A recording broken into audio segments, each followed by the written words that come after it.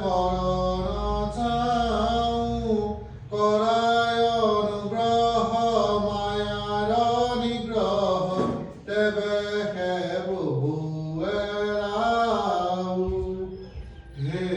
যদুপতি মই মোৰ সমতি নাজানো সেৱা তোমাৰ কেৱলে তোমাৰ চৰণ পংকজে শৰণ কৰিলো সাৰ পুৰুষ উত্তম পৰম পুৰুষ পৰম আনন্দ